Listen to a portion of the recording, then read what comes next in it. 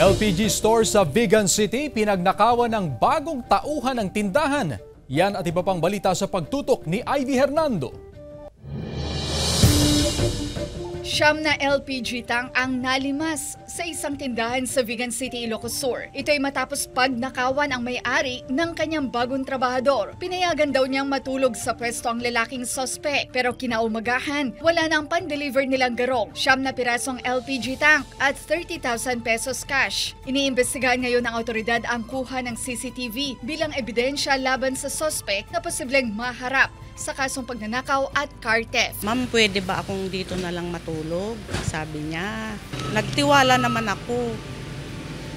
Pinasara ko naman ito sa kanya at lahat-lahat. Pero hindi pala niya sinara. Yun yung instruction ko ngayon sa mga tropa natin na umanap ng mga possible exit dyan sa CCTV dyan sa mga malapit kung saan siya patungo. Pero sa ngayon, hindi pa natin siya nadarakin.